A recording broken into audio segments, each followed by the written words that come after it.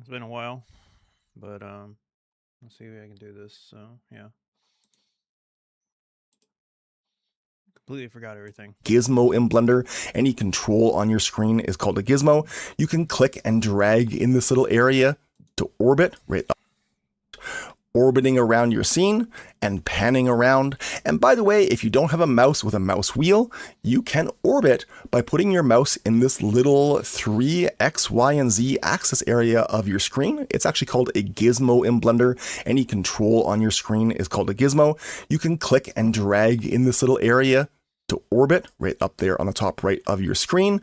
And if you want to pan around to look left and right and up and down, you can use this little hand button and click and hold on it and move your mouse around to look left, right, up, and down.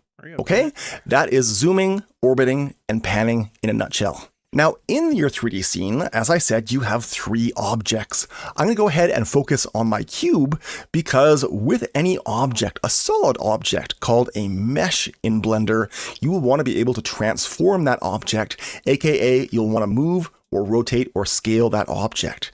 In Blender, you can scale and move and rotate in different ways. The easiest or most beginner friendly is by using these buttons on your toolbar.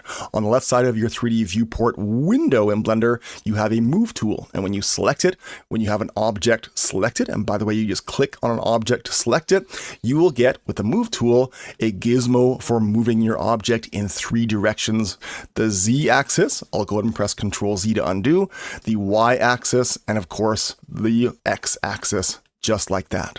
I don't recommend that you click in the middle of this white circle and move the cube around because part of making your own 3D world and your own 3D characters is controlling exactly what you want in your scene. And by clicking in the middle here and dragging around, well, you don't know exactly how you're moving the cube. It might look like that you're moving the cube up and down right now, but actually, because my view is from the top down in a diagonal user perspective view, we'll talk about that in a moment. When you just drag up and down, it's actually moving the cube diagonally up and down, not totally perfectly up and down in your scene when you do that. So I recommend that you stick to clicking and dragging on these arrows.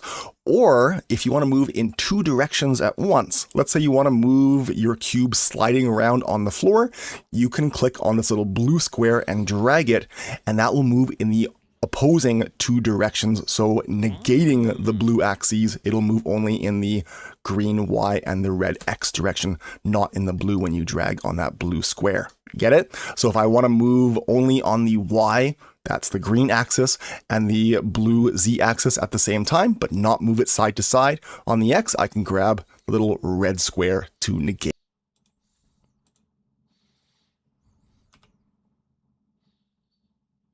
Where the hell did my gizmos go? Oh, it's because, yeah, the move.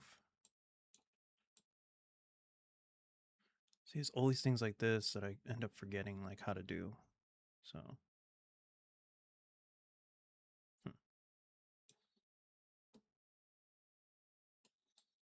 And then I got this little add-on. Pretty neat. Okay. Doesn't move on the, what do you call it? X. Here's that Y. And it won't move on the Y. Sweet. Hey, I'm right back in the middle. All right, look at that. Z. Now it's on the floor. Okay, cool. Let's continue. Gate, the X axis.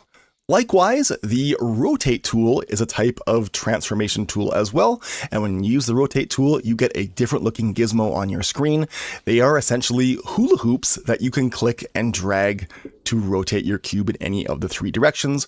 I'll go ahead and let go to make that transformation permanent. Of course, I can press Ctrl Z to undo and rotate in a different direction if I like. Likewise, the scale tool lets you scale an object, squish it if you want to make a cube shorter or taller or wider, or I'll orbit around and pull this green one deeper so you can transform an object by moving it, rotating it, or scaling it. But that's all good and great, but all we've seen so far is a cube. Does Blender have other quick objects that you can add that are simple 3D primitive shapes besides a cube? Yes. By the way, if you select an object, like your cube, and you press the delete key on your keyboard, which by the way is not the same as your backspace key, you can delete an object just like that. If you can't find, or if you don't have a delete key that's different from a backspace key on your keyboard, you can also press the letter X on your keyboard. Letter X will actually confirm or ask you, are you sure you want to delete the selected object? And you can press delete. By the way, before I go any further, you should know that Blender, being a professional program, has a lot of keyboard shortcuts. So if you accidentally tap a key on your I'm live streaming. Wait. It stinks in here. Like you haven't showered. That's why it stinks like must.